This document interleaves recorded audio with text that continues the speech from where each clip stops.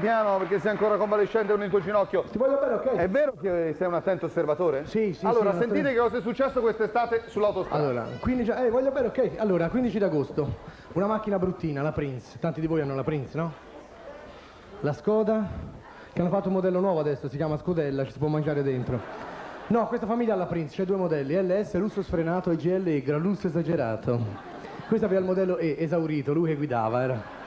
Classico, babbo, mamma e figlio, tutti e tre. Il motore si sente proprio, il motore che soffre, perché sono anni che questo motore si sente proprio... ce la può più. E il pilota, il babbo che guidava, gli fa... Mi fa fare figure di merda con mio figlio. Non ce la può più. Sì che vanno, caldo, infernale, finestrini chiusi, puzza i piedi in macchina, non ci si vive. Che la moglie gli fa il marito, ci vorrebbe un alberino magico, sì, ci vorrebbe un bosco magico, gli fa il marito per levare tutto il puzzo in questa macchina. Voglio bene, ok, siete fantastici, ok, vi voglio bene, siete fantastici, faccio, perché Amendola non fa più niente, faccio tutto io, voglio bene, ok. Allora, che ci ha messo di tutto in questa Prince lui, ci ha messo anche il telefono, a gettoni. Dice, ma che ti serve il telefono nella Prince? Dio buono, per chiamarlasci tutte le volte che si fermerà 300 volte. Comunque vanno, e il bambino, papà, ma noi non sorpazziamo nessuno? La vedi quella macchina laggiù? Sì, la vede! Bene, adesso sta pronto, sicché lui schiaccia e il motore, ce l'avevo detto, non mi fa l'ultima figura, ti prego, si sente tutto il collo, arriva, sorpassa, il bambino gli fa, babbo, ma era ferma, fa il culo della tua mamma, vai. Fa il culo, voglio bene, siete fantastici, vi voglio bene, ok. Arrivano al casello, con la macchina quasi distrutta, ormai non ce la faccio più. Arriva il casello, casellanti sono sempre lì un po' tristi, no? Ti guardano come dire, tipo, che cazzo vuoi? Infatti spesso appare la scritta che cazzo vuoi, perché ce l'ho. Solo uno un giorno ha fatto una battuta, ha fatto Giustini, ha fatto sì, l'ha sentita l'ultimo, ha fatto no, per forza, fatta piano qui dentro, un puzzo non ci si sta. Ho detto, meno male.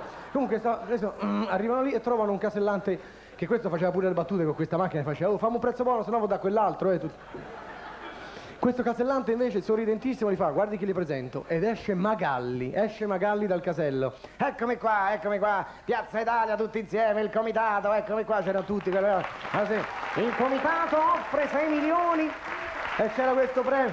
Voglio bene, siete fantastici, ok? Il comitato offre 6 milioni a questo autista, questo babbo, bene, gli danno un assegno di 6 milioni, ecco qua, lei lo tenga qua e se lo godi con la sua famiglia, mi raccomando, se lo goda con la sua famiglia. Scrive là con la moglie e il figlio davanti alla telecamera della Rai, lui parla tutto per bene, sai, Fortuna, la moglie, che culo! Fortuna, dicevo, vero piccolo? Che culo, babbo! Fa il culo te la tua mamma, tutte e due, via, ferma, poi a casa si fa i conti, ok? Vi voglio bene, ok? Vi voglio bene.